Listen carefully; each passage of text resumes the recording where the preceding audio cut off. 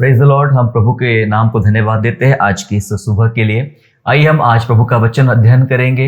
हम प्रार्थना के साथ आज वचन की शुरुआत करेंगे। प्यारे पिता परमेश्वर, आप हमारे बीच में आइए प्रभु जी।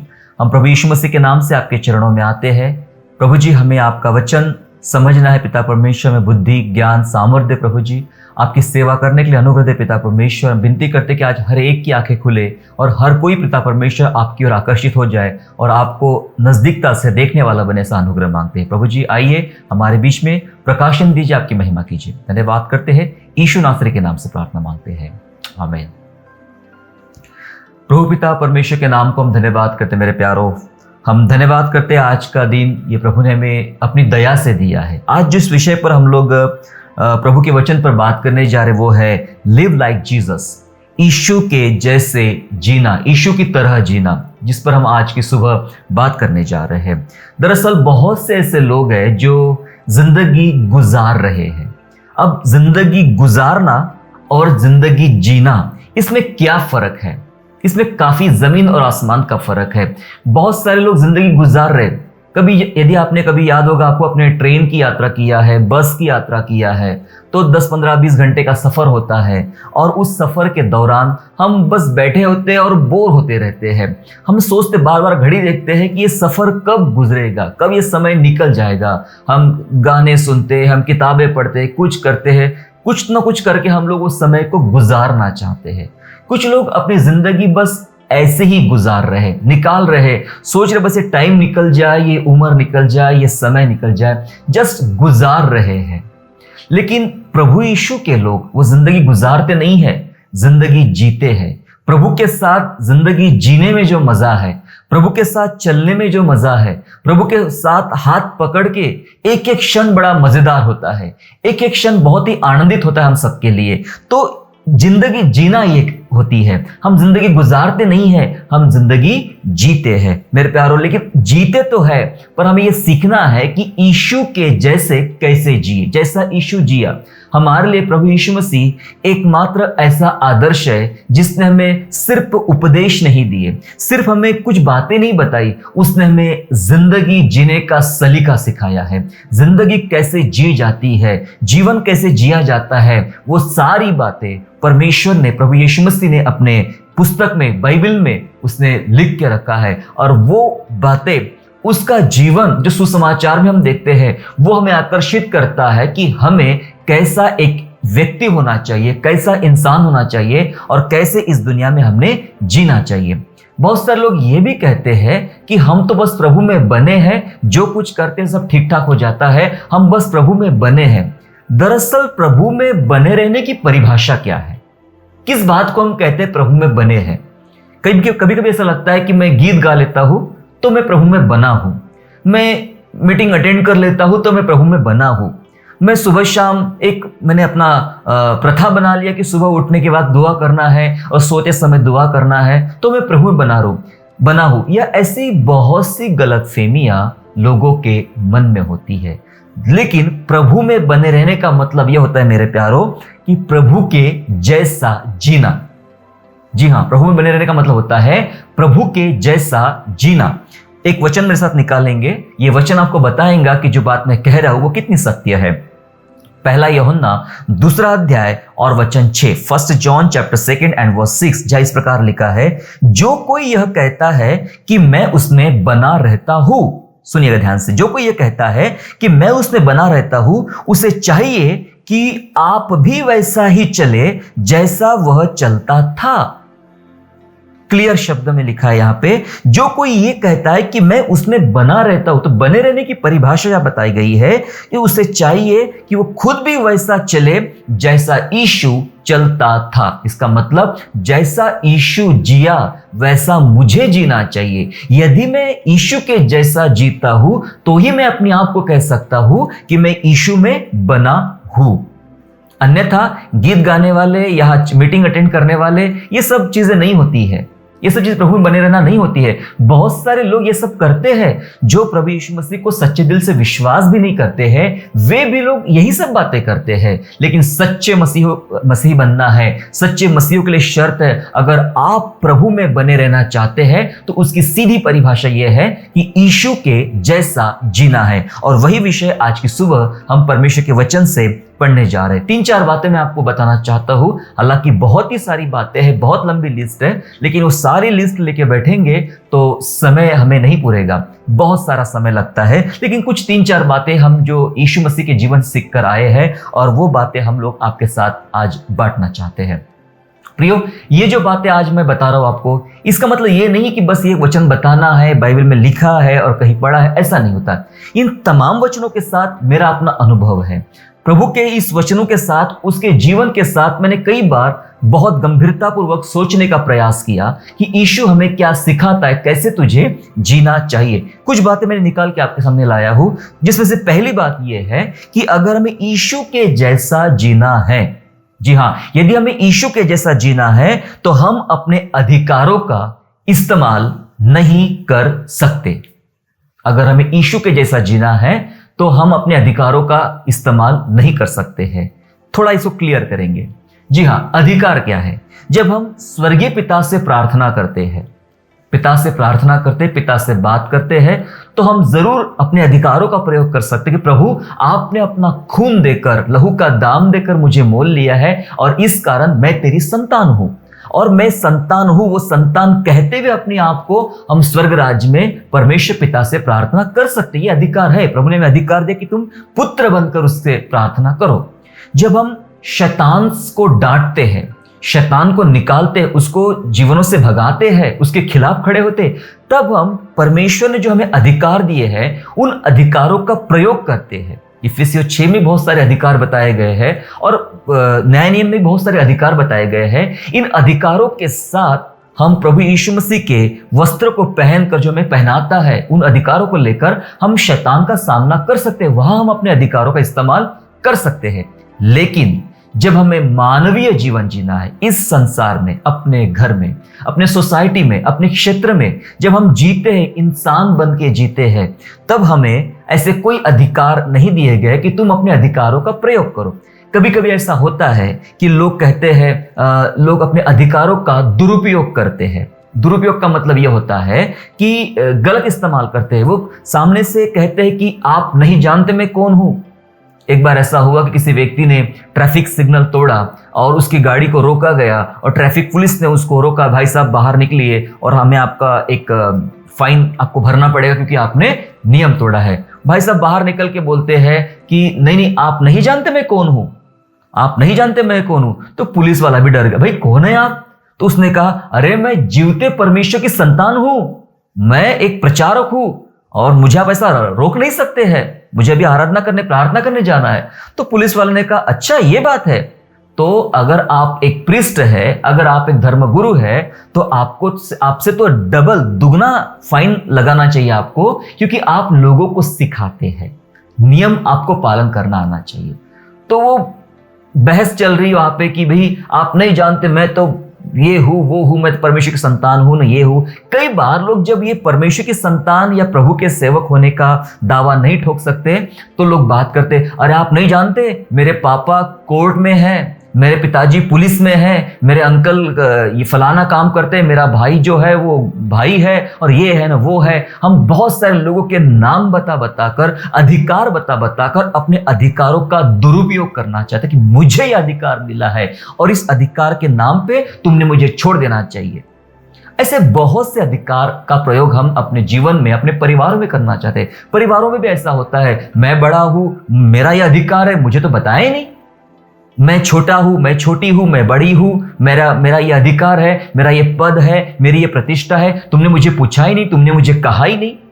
ऐसे बहुत सी बातें परिवार के अंदर भी हो जाती है, जहां हम सोसाइटी में काम करते हैं, हमारे ऑफिस में काम करते हैं, जहां आपका बिजनेस होता है, आपके लोगों के बीच में जब आप काम करते हो, तो ऐसे बहुत सारे अधिकारों का हम प्रयोग करते हैं कि मैं मालिक हूं, मैं बॉस हूं, मैं बड़ा हूं, मैं ये हूं, मैं बड़ा भाई हूं, मैं बड़े पिताजी हूं, बहुत सारी चीजों का वर्णन करते, जबकि हम ऐसा प्रयोग नहीं कर सकते हैं। यहां पर मैं क्यों बता रहा हूं, ये वचन से हम सीखेंगे। मेरे साथ निकाल लेंगे आप लोग फिलिपियों की पत्री हम लोग निकाल लें, और उसका हम लोग निकाल लेंगे दूसरा अध्याय। फिलिपियो अध्याय 2 वचन 5 से लेकर वचन 8 तक हम पढ़ेंगे। फिलिपियो अध्याय 2, Philippians chapter 2 and verse 5 to 8, जहां इस प्रकार से लिखा है, और जैसा मसीह यीशु का स्वभाव था वैसा तुम्हारा भी स्वभाव हो। जैसा यीशु मसीह का स्वभाव की बात हो रही। स्वभाव जो होता है खुद के भीतर का एक जो भाव, स्व का भाव, जो प्रभु यीशु मसीह का भाव था, स्वभाव था, गुण था, वो स्वभाव, वैसा ही स्वभाव तुम्हारा भी हो। फिर आगे सुनिए, जिसने परमेश्वर के स्वरूप में होकर भी परमेश्वर के तुल्य होने को अपने वश में रखने की वस्तु नहीं समझा, वरन अपने आप को ऐसा शून्य कर दिया और दास का स्वरूप धारण किया और मनुष्य की समानता में हो गया और मनुष्य के रूप में प्रकट होकर अपने आप को दीन किया और यहां तक आज्ञाकारी रहा कि क्रूस की मृत्यु भी सह ली। प्रभु के वचन में लिखा, जैसा यीशु का स्वभाव था वैसा तुम्हारा भी स्वभाव होना चाहिए। कैसा स्वभाव था यीशु का, जो बताया गया बाइबल में बताया गया है कि उसने परमेश्वर के स्वरूप में होकर भी, मैं परमेश्वर हूं, ये मेरा अधिकार है, इसको अपने वश में रखने की वस्तु नहीं समझा। मैं परमेश्वर हूं, ये उसने वस्तु नहीं समझा। आप जानते यीशु मसीह के साथ जो व्यवहार किया गया, उस समय के जो विरोधी लोग थे, उन विरोधियों ने काफी विरोध किया यीशु मसीह का। शास्त्री फरीसियों का अपना एक कल्ट था, उन्होंने उसका विरोध किया, वहां की सरकार ने उसका विरोध किया। कई ऐसे लोग आए जिन्होंने उसका विरोध किया। एक बार तो ऐसे लोग भी थे, कुछ चेले थे, वो भी उसकी बात सुनना नहीं चाह रहे थे, बहुत सारे चेले वापस भी चले गए। हम देखते हैं यीशु मसीह के आंखों पे पट्टी बांधी गई और ये कहा गया, भविष्यवाणी कर और बता तुझे किसने मारा है। क्या सच में आप जानना चाहते हो या परीक्षा करना चाहते हो? आप बताइए, क्या प्रभु यीशु मसीह को नाम नहीं पता? इस दुनिया में जितने जानवर हैं, इस दुनिया में जितने इंसान हैं, एक एक का नाम लेकर वो जानता है। क्या ये जिन्होंने आंखों पर पट्टी बांधकर घुसे मारे, उनका नाम वो नहीं जानता है? पर वो चुप रहा। बाइबल कहती वो निर्दोष मेमने के समान शांत खड़ा रहा। उसके कपड़े छीने गए, शांत रहा। उसे कोड़े मारे गए, उसने ये नहीं कहा तुम बहुत बड़ी गलती कर रहे हो मुझे कोड़े मारकर, तुम नहीं जानते हो मैं एक परमेश्वर की एकलौती संतान हूं, परमेश्वर तुम पर आग बरसाएगा, मार डालेगा तुम्हें। चुप रहा, कोड़े खाए, 39 कोड़े खाए, निंदा सही, उसको ताड़ना दी गई। उसने कभी भी क्रूस पर जब चढ़ाया जा रहा था, कई सारे लोग ऐसा कहते हैं कि यीशु मसीह ने खुद को क्यों नहीं बचाया। कई सारे विरोधी लोग मुझे ऐसा कहते हैं कि तुम्हारे प्रभु ने तो अपने आप को ही बचा नहीं पाया, वो तुम्हें और हमें क्या बचाएगा। जी हाँ, वो बचा सकता था, पर वो क्यों मरा पहले ये तो जान लो। अब ये हमारा विषय नहीं है, इस पर हम बात नहीं करेंगे फिलहाल। क्यों मरा ये जानना जरूरी है हमारे लिए। यीशु मसीह उसी समय आसमान से आग गिराकर एक मुंह की फुंकार से सबको जला सकता था, लेकिन उसने ऐसा किया नहीं। जो चोर डाकू जो था, जो बाजू वाले क्रूस पे लटका था, उसने यही कहा, अगर तू परमेश्वर का पुत्र है तो खुद को भी बचा और हमको भी बचा। पर दूसरे वाले ने पश्चाताप किया। मेरे प्यारो, उसने कभी भी अपने अधिकार का, जब मनुष्य का पुत्र बन के धरती पर जिया, ये हमारे लिए था, हमारे लिए एक नमूना था। वो 100% परमेश्वर का पुत्र है और 100% मनुष्य का पुत्र है। जब वो मनुष्य का पुत्र बन के जीता है तो वो कभी भी अपने अधिकारों का प्रयोग नहीं करता है, लेकिन जब वो परमेश्वर का पुत्र बन के जीता है तो अपने अधिकारों का प्रयोग करता है। हमें ये बात सीखना है कि हम जब इंसान है, धरती पे जी रहे, हमें कैसे कोई अधिकार का प्रयोग हमें करना ही नहीं चाहिए। यीशु मसीह ने ऐसे कोई अधिकार का प्रयोग नहीं किया। लिखा है वचन में, उसने अपने आप को जीरो बना डाला, नॉट हीरो, शून्य बना डाला, जीरो बना डाला। दास माने नौकर, गुलाम, सर्वेंट जिसे कहते हैं। उसने दास का, गुलाम का स्वरूप धारण किया, इंसान बन गया, ऑर्डिनरी इंसान, साधारण मनुष्य बन गया, साधारण परिवार में जन्म लिया, साधारण जीवन शैली उसने जिया। मनुष्य की समानता में हो गया। लिखा है क्रूस की मृत्यु, क्योंकि ऐसा लिखा है वचन में, जो क्रूस पर लटकाया जाता है वो शापित होता है, और यीशु मसीह हमारे शापित बन गया और क्रूस पर लटका दिया गया। उसने क्रूस की मृत्यु सह ली, उसने अपने अधिकारों का प्रयोग नहीं किया, अपने आप को जीरो बनाया, अपने आप को शून्य बनाया है। जब चेले, एक बार ऐसा हुआ, एक उदाहरण बताना चाहता हूं मैं। चेले, ये घटना आपको मिलेगी लूका रचित सुसमाचार 9वां अध्याय और 52 से लेकर 56 तक। Luke gospel chapter 9 and verse 52 to 56 तक जब हम पढ़ेंगे तो हमें समझ में आएगा कि प्रभु यीशु मसीह यरूशलेम जाना चाह रहे हैं और रास्ते में सामरिया के गांव से होकर उनको जाना है। तो उनके चेले सामने निकल जाते हैं, याकूब और यूहन्ना सामने निकल जाते हैं। याकूब को गर्जन का पुत्र कहा जाता है, थोड़ा सा दिमाग से गर्म था, तो वो सामने जाता है और सामरी लोगों को बोलता है कि व्यवस्था करो हमारे गुरु के लिए, हमारा गुरु यहाँ जैसे गुजरेगा, हो सकता है कि रात यहाँ गुजारे। तो सामरियों ने उसका विरोध किया, बोले नहीं नहीं नहीं, तुम्हारा गुरु हमारे यहाँ आ सकता नहीं, हमने सुना है वो जहाँ कहीं जाता है वहां सब हंगामे हो जाते हैं, प्रॉब्लम हो जाता है, हम नहीं चाहते हैं प्रॉब्लम होना, हम आपको बिल्कुल परमिशन देंगे नहीं कि आप हमारे यहाँ आओ और आपका गुरु रहे। अब याकूब और यूहन्ना गुस्सा आ गया, स्पेशली याकूब को गुस्सा आ गया और वापस प्रभु यीशु के पास जाते हैं और वो कहते हैं, प्रभु जी आप हमें एक बार ऑर्डर दे दीजिए, एक बार परमिशन दो, हम अभी के अभी जाते हैं, प्रेयर करते हैं और वो सामरी नगर के उन लोगों को, उन गांव को आग से ही भस्म कर देते हैं, जला डालते हैं, क्योंकि उन्होंने आपको आने से मना किया, आपको रोकने से मना किया। बहुत गुस्सा है याकूब के अंदर, बहुत गुस्सा है कि इनको तो आग लगा देंगे हम लोग, ये मेरा अधिकार है कि मैं परमेश्वर पिता की संतान हूं और मैं यीशु मसीह का प्रिय चेला हूं, तो मुझे अधिकार है कि मैं उनको आग लगा दूं। यीशु ने रोका, रोक रोक रोक रोक रोक रोक रोक, थोड़ा रुक, और वचन पढ़ते हम लोग, आप ध्यान से पढ़िएगा। यीशु ने कहा, तुम नहीं जानते हो तुम कैसी आत्मा के हो। प्रभु यीशु बता रहे, अरे भाई हम वो आत्मा के नहीं है कि बदला ले, अपने अधिकारों का प्रयोग करके उन्हें धमकाए, डराए और अपना काम निकाले, हम वो लोग नहीं है। यीशु मसीह आगे कहते हैं कि मनुष्य का पुत्र लोगों के प्राणों को बचाने आया, ना कि उनको नाश करने। और यीशु वहां गया ही नहीं, चलो ठीक है नहीं जाएंगे वहां पे, उनको पसंद नहीं जाएंगे, हम वो कई और नगर में निकल गए। इस अध्याय में यह पढ़ने को मिलता है, तुम नहीं जानते तुम कैसी आत्मा के हो। क्या आज आप और मैं, हम विश्वासी जानते हमें कैसी आत्मा के बनाया गया है, हमें क्या शिक्षाएं दी गई है। हम अपने अधिकारों का प्रयोग नहीं कर सकते हैं, हम कई बार करते हैं, मैं भी कई बार करता हूं और मुझे पश्चाताप होता है कि मैं गलत किया, फिर पश्चाताप करता हूं, सोचता हूं कि मैं ऐसा नहीं करूंगा आगे चल के, मुझे नहीं करना चाहिए। सचमुच मेरे प्यारो, हम गलतियां करके सीखते हैं, लेकिन ये सिर्फ प्रभु का अनुग्रह है कि हमें वो सिखाता है, और इस बात को मैंने प्रभु के वचन से सीखा हूं। सबसे पहली बात, अगर जब हमें यीशु के जैसा जीना है तो हमें क्या करना चाहिए, हमें अपने अधिकारों का प्रयोग नहीं करना चाहिए जब हम मनुष्य बन के यहां पर जीते हैं। दूसरी बात परमेश्वर का वचन में सिखाता है, अगर हमें यीशु के जैसे जीना है तो हमें थोड़े में गुजारा करना आना चाहिए। अगर हमें यीशु के जैसे जीना है तो थोड़े में, जी हां एकदम थोड़े में गुजारा करना आना चाहिए। समस्या यह है कि इन दिनों जब इस महामारी ने अर्थव्यवस्था को खराब कर दिया है, लोगों को खराब कर दिया है, बीमारी की वजह से लोग बड़े मुश्किलों में आ चुके हैं, समस्या में आ चुके हैं, तो ऐसे हालातों में हम देखते हैं कि लोग जब चारों तरफ से टूट गए हैं, परेशान हो गए हैं, तो स्पेशली उन लोगों को तकलीफें हुई जिन लोगों को थोड़े पैसों में, थोड़ी चीजों में जीने की आदत नहीं है, उनको ज्यादा तकलीफें हो गई और वो सहन नहीं कर पा रहे। हम प्रतिदिन सुनते हैं, खबरें देखते हैं कि किसी ने सुसाइड कर लिया, आत्महत्या कर लिया, अपने आप को जला डाला, मार डाला, परिवार को भी समाप्त कर दिया, ऐसी कई चीजें हम लोग देखते हैं।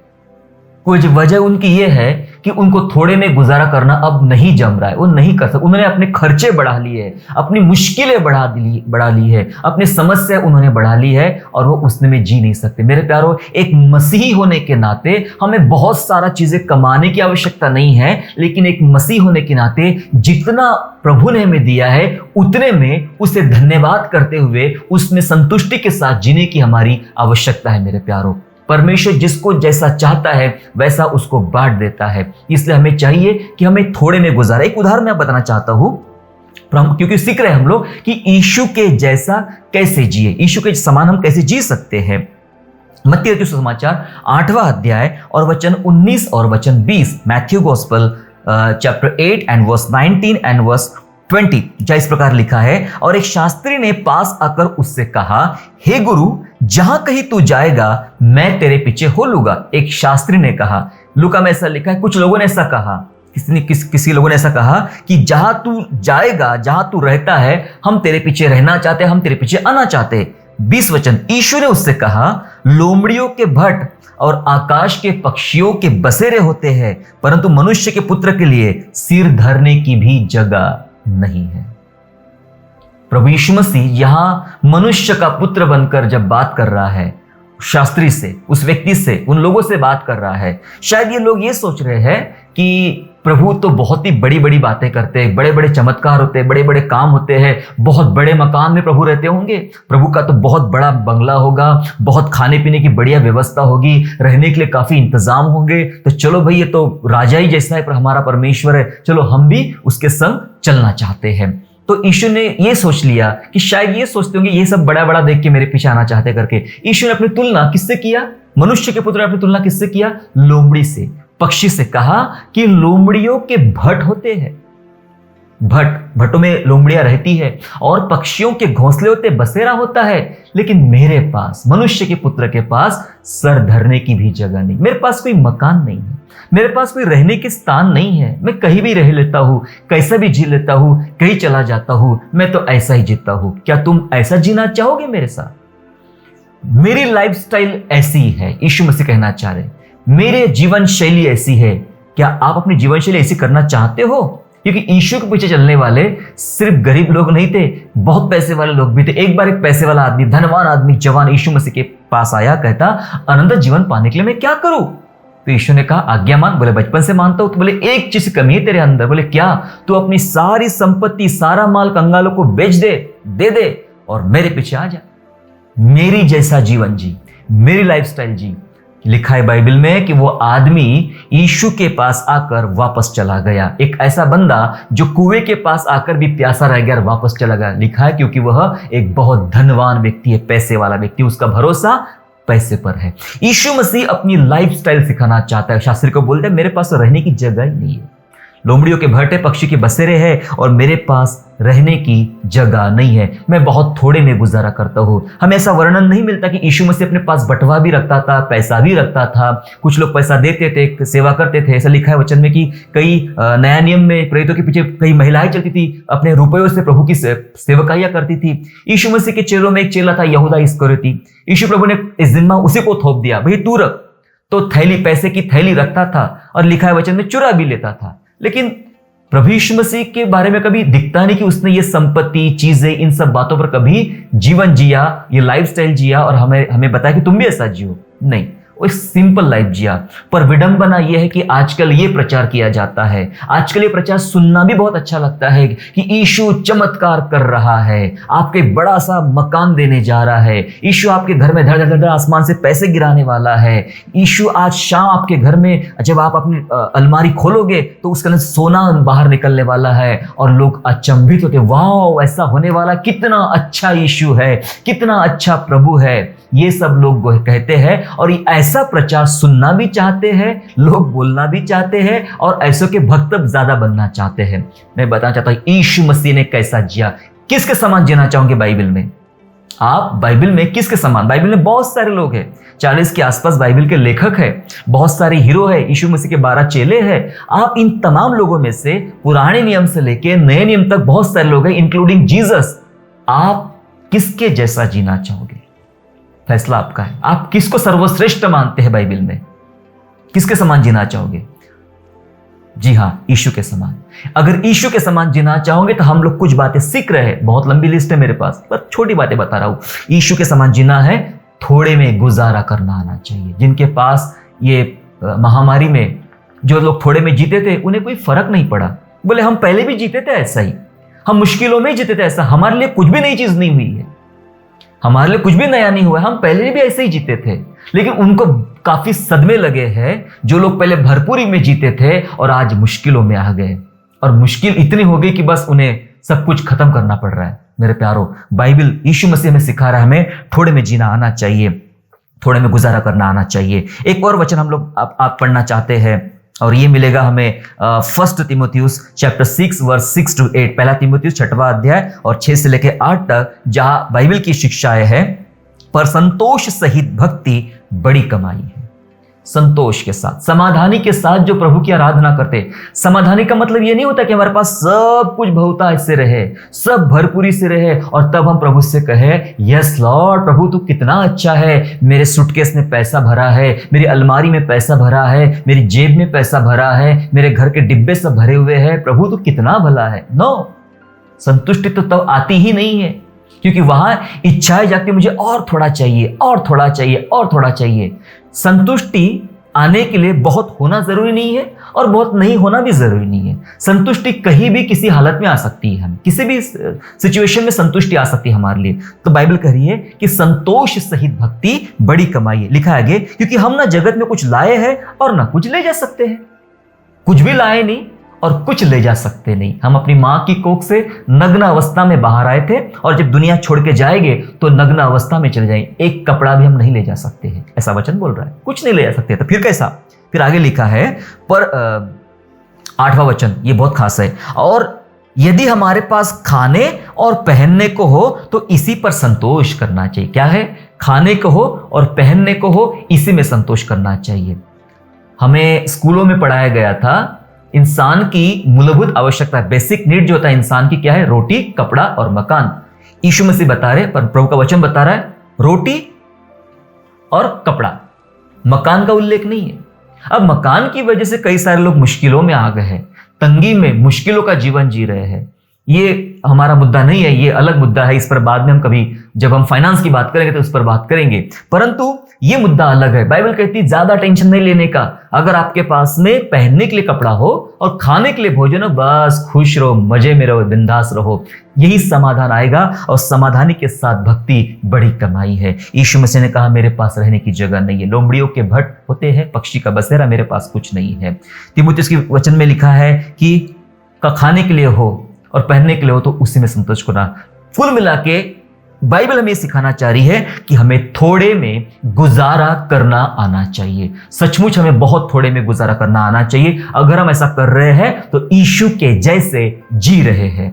हालेलुया। अगली बात, यीशु के जैसे अगर हमें जीना है तो हमें दुख उठाकर जीना पड़ेगा।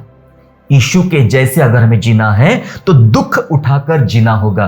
कई बार हमें ये बताया जाता है, सिखाया जाता है, आपको दुख उठाने की जरूरत नहीं है, सारे दुख यीशु मसीह ने उठा लिए हैं। बिल्कुल सही कह रहे हैं कि सारे दुख प्रभु यीशु मसीह ने उठा लिए, सारे रोग उठा लिए हैं। तो इसका क्या मतलब है? हमारी लाइफ में कोई दुख नहीं होगा? आप कैसे विश्वासी हैं? आप कितने विश्वासियों को जानते हैं जो तकलीफ भरा जीवन जी रहे हैं? मैं जानता हूं बहुत सारे लोग तकलीफ भरा जीवन जी रहे हैं। लोगों के पास खाने को भी नहीं है, लोगों के पास यात्रा करने के लिए वाहन नहीं है, रहने के लिए कुछ चीजें नहीं है। उनको रात और दिन गालियां खाना पड़ता है सेवा करने के लिए। अपने विश्वास के कारण उन्हें रोज रोज मार खाना पड़ता है। परिवार से निकाल दिया गया है, धक्के मार के काम से निकाल दिया गया, स्कूलों से निकाल दिया। कई घटनाएं बता सकता आपको मैं। यीशु मसीह दुख उठा लिए है, पर उसने सिखाया कि तुम्हें भी मनुष्य होने के नाते तुम्हें बहुत सारे दुखों से गुजरना पड़ेगा। वचन में साफ शब्दों में लिखा है कि जो लोग यीशु के साथ भक्ति में जीवन जीना चाहते हैं वे सब के सब सताए जाएंगे। सताव तो हमारे जीवन का पार्ट है मेरे प्यारों, हमारी पहचान ही क्रूस है। एक वचन पढ़ेंगे हम लोग और हम इस बात को और समझेंगे कि पहला पत्रस 2 अध्याय वचन 21 और से लेकर वचन 23 तक, 1 Peter chapter 2 and verse 21 to 23, जहां इस प्रकार से लिखा है, और तुम इसी के लिए बुलाए भी गए हो क्योंकि मसीह भी तुम्हारे लिए दुख उठाकर तुम्हें एक आदर्श दे गया है। तुम काय के लिए बुलाए गए हो? दुख उठाने के लिए। यीशु मसीह तुम्हारे लिए एक आदर्श दे गया, तुम्हारे लिए दुख उठाया उसने और आदर्श दिया। कैसा आदर्श दिया? कि तुम भी उसके चिन्ह पर चलो। जी हाँ, हमें दुख दे, यीशु मसीह ने दुख उठाया, दुख सहन किया, और हमारे लिए आदर्श है तुम भी मेरे जैसे दुख उठाओ। कैसा दुख उठाया? ना तो उसने पाप किया, ना तो उसके मुंह से छल की कोई बात निकली। कोई पाप नहीं किया यीशु मसीह ने, कोई छल की बात नहीं। आगे लिखा है, वह गाली सुनकर गाली नहीं देता था। हम क्या करते हैं? तू एक गाली देता है तो मुझे 10 गाली आती है, ईंट का जवाब पत्थर से दूंगा। लिखा है वचन में, गाली सुनकर गाली नहीं देता था, दुख उठाकर किसी को भी धमकी नहीं देता था कि तुझे देख लूंगा, तू नहीं जानता मैं कौन हूं। नहीं, दुख उठाकर धमकी नहीं देता था, पर अपने आप को सच्चे न्यायी के हाथ में सौंपता था। आदर्श दे लिया, दुख उठाया लोगों के द्वारा, परिवार के द्वारा, मित्रों के द्वारा, बाहर वालों के द्वारा दुख उठाया। एक आदर्श दिया हमारे लिए कि तुम्हें भी ऐसा दुख उठाना पड़ेगा। यीशु के जैसे जीना है मेरे प्यारो, तो हमें दुख उठाकर चलना पड़ेगा। मसीहत का रास्ता मखमल के बिस्तर समान नहीं है। मसीहत का रास्ता फूल बिछाए हुए रोड के समान नहीं है। मसीहत का रास्ता कांटों भरा है, कांटों भरा रास्ता है, कांटों से होकर गुजरना पड़ेगा। इसलिए हमारे साथ प्रभु ने एक पहचान बताई है, क्रूस हमारी पहचान है। जब तक क्रूस है तब तक हम मसीह है। जब क्रूस जीवन से निकल गया तो हमारी मसीहत खत्म हो गई। क्रूस क्या है? वो गले में जो पहनते, वो माथे पे लगाते, वो घर की दीवारों में लकड़ी का क्रूस टांग के रखा, वो कौन सा क्रूस? ये क्रूस की बात नहीं हो रही मेरे प्यारों।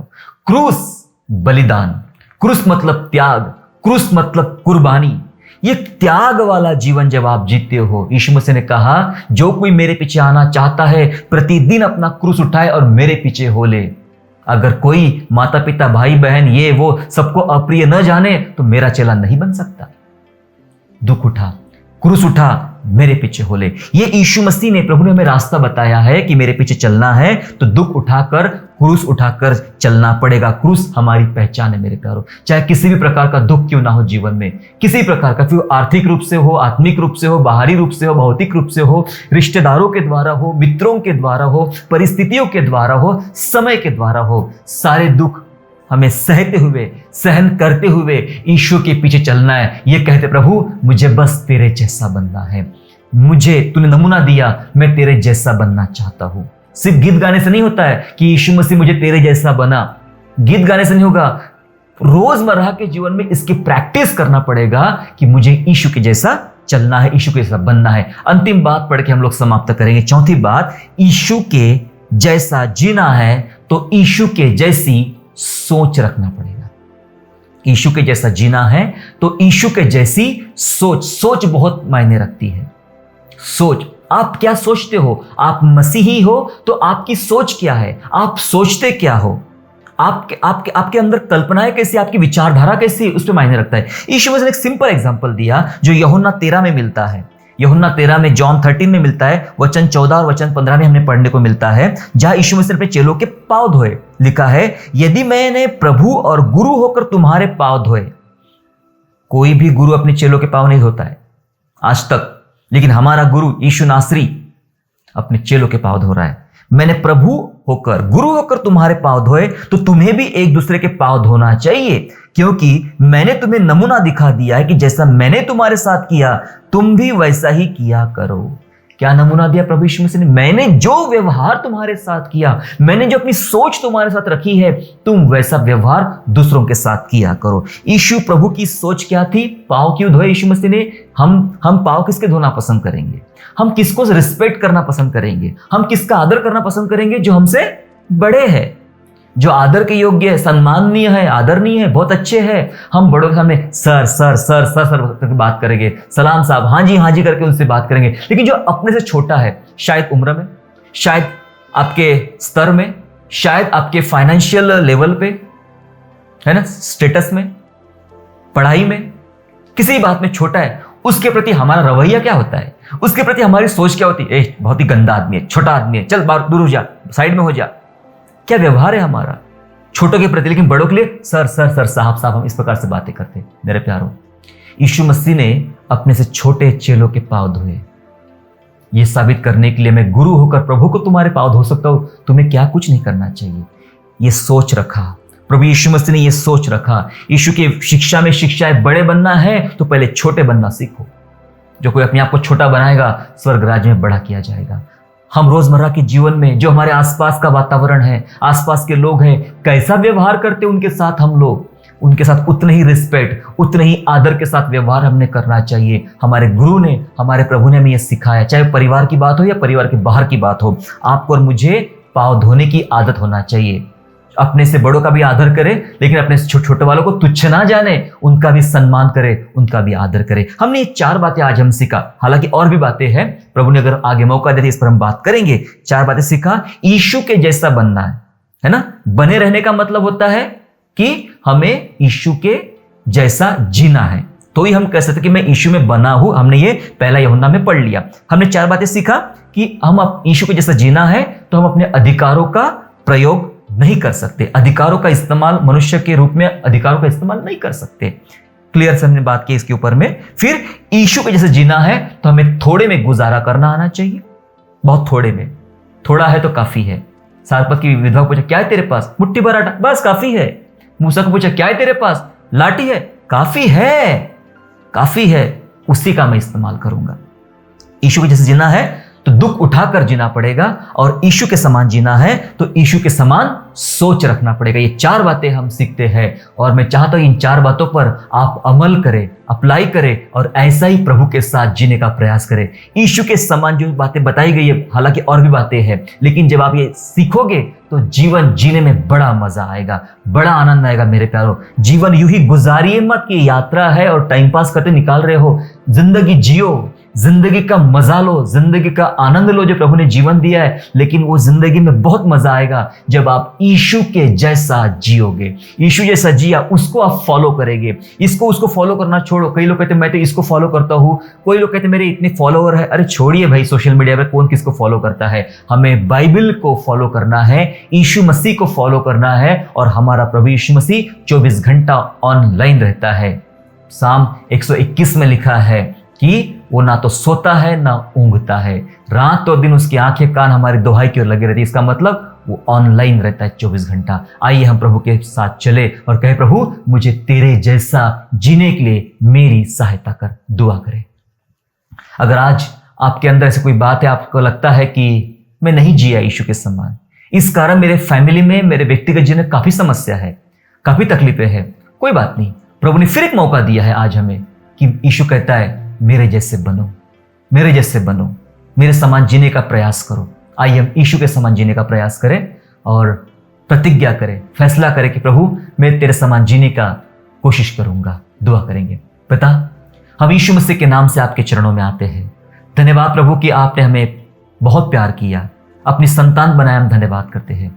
प्यारे पिता परमेश्वर, आपसे विनती प्रार्थना करते प्रभु जी, आपके समान जीने के लिए, आपके योग्य बनने के लिए, आपको प्रसन्न करने के लिए हमारी सहायता कर। हमें नहीं पता हमें कैसे जीना चाहिए प्रभु, लेकिन जैसा आपने जिए इस संसार में मनुष्य बनकर, आपने हमारे लिए एक नमूना दिया, आदर्श दिया। हमें सिखा कि प्रत्येक बात में हम आपके जैसा बने, आपके जैसा सोचे, आपके समान जिए। प्रभु जी ये बातें हमें सिखाइए प्रभु, और आपकी महिमा करने का सौभाग्य दीजिए। प्रभु जी हम दुआ कर, जितने लोग आज मुश्किल में हैं, परेशान हैं, आपके समान न जीने की वजह से, आपको फॉलो ना करने की वजह से, बाइबल का पालन ना करने की वजह से, पिता परमेश्वर कई समस्याएं वो अपने जीवनों में देख रहे हैं। विनती करते प्रभु जी आप उन्हें प्रकाश दीजिए, आप उन्हें ज्ञान दीजिए, आप उन्हें बुद्धि दीजिए पिता परमेश्वर, और यीशु के नाम से उन्हें छुड़ाइए प्रभु जी, छुड़ाइए, आजाद कीजिए कि स्वतंत्र होकर सच्चे चेले बनकर यीशु मसीह का अनुसरण करने वाले बने। ये दया आपसे मांगते यीशु। धन्यवाद करते पिता परमेश्वर, हम में से प्रत्येक को आशीष दीजिए और आपकी महिमा हमारे जीवन में कीजिए प्रभु जी। धन्यवाद करते हैं, यीशु नासरी के नाम से प्रार्थना मांगते हैं, आमेन।